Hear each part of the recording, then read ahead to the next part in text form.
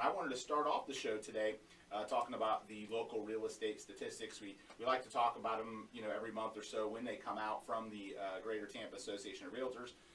This month's statistics, I like to talk about them in context as to how they compare to prior years. So, the very first thing I'm going to talk about is, the number of home sales. So in our board of realtors, the number of home sales in February was 2,073. And we're talking about February because February stats are released, in March. 2,073 home sales in February of 2013 compared to 1,800, or February of 15, compared to 1,800 home sales in February of 14, 1,800 in February 13, 1,700 in February 12. So as you can see, the trend is we are selling more than 10% more homes per month, or comparably than we did just a few years ago. So the market definitely humming along with a lot of great activity. Average price in Tampa Bay, $196,000. That compares favorably to February of last year, where it was $181,000. So again, we're seeing that appreciation coming through. 4.3 months of inventory. Average days on market for a home to go under contract is 81. Mine's a lot better than that. So, if you're working with us, we tend to beat those statistics pretty significantly. And then we saw the first time in a while where the average list to sale price ratio, in other words, the ratio between what a home is asking and what it sells for, dropped to 96%. It had been 97% for several months running. And I got some analysis and thoughts as to why I think that sellers are now negotiating a little bit more or giving a little bit more off of asking. Average sale price of $196,206 again is up considerably from last February and up quite a bit from January. It is down from our peak season, our mid-level months of last year where we got above 200. But again, a lot of that is seasonal, where you see in the peak months homes do sell for a little bit more money. Just because there's a little bit more demand. So that's pretty much what the statistics looks like. Again, more home sales, better prices, faster sales. And historically, we don't always see that in January and February. This year, the market is up, like I said, about 10%.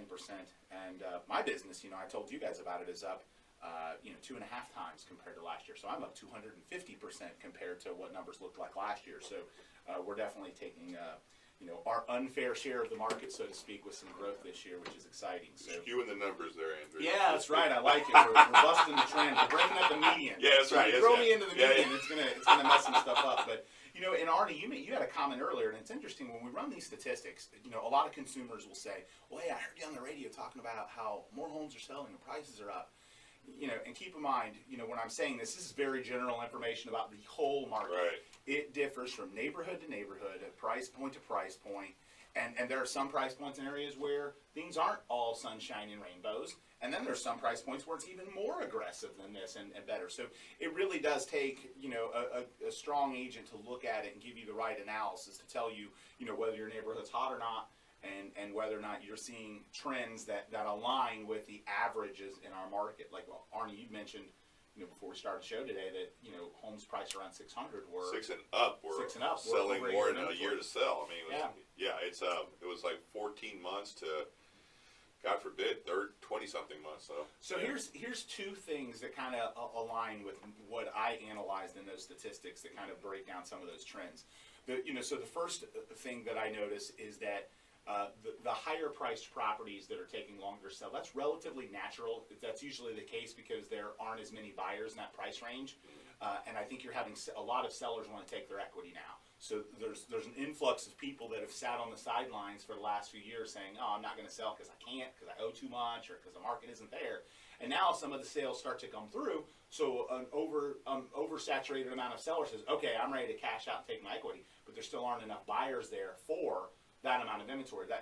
And what naturally happens there is that homes take longer to sell. The supply and demand curve is a little out of whack because of that. Secondarily, I also think, and this kind of goes into my topic from the past where I talked about new agents getting into the business. We're starting to see a trend where sellers in our marketplace aren't getting as much of the asking price as they have historically. I think a lot of that starts to happen when agents that haven't been in the business a while learn new negotiation strategies. Or brand new agents are coming in, and guess what? They're not as good at negotiating. And you know what? They need the money. So they're going to tell you, Mr. Seller, hey, you need to take this offer right now. Take it because it's going to go away. Whereas a stronger negotiator is going to get you more money and do better. I think that's where the difference between weighing the option of, the brand new person who maybe will give you a discount and, the experienced top agent that is a better negotiator, a better marketer that knows how to get you top dollar.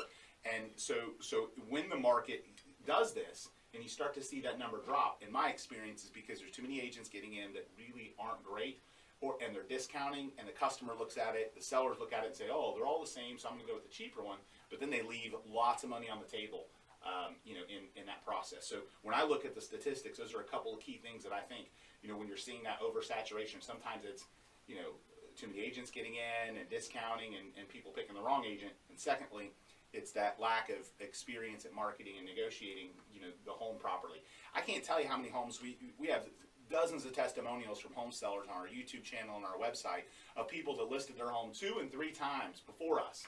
And a lot of the time, price wasn't the issue. It was just they didn't do good photos, they didn't advertise in the right place, and when a lot of new agents get in, these statistics start to trend in an opposite direction. And I think we're seeing a surge of realtors get into the business. So as a seller, if you're thinking about putting your home on the market, it's never been more important to really understand the qualifications of the brokerage and team and agent you're hiring than now. And these statistics support that, because when you see those trends heading in a different direction than the market would tell you they should be heading, if homes are selling that fast and it's such a great market, that list to sell price ratio shouldn't be dropping. It should actually be going up. Yeah, I just found it interesting because in my experience, 30 years in the business, I mean, when we had the downturn in 2008, the inventory back then to sell even medium price homes was what, 9 months? 9 to a year. 9 months to a year back, and then now today is what, 3 third of that, 3 to 4 months. 3 to 4 months, and so the appraisers back then were telling me, I'll never forget it, was that when you have inventory on the market less than 6 months, prices are going up. Yeah. And so, so maybe part of this problem of why the house is on the market is that price range, when you get higher, is not going up yet because it's, there's a lot of second homes in that market. Yeah. There's a lot of guys that took a big hit in 2008.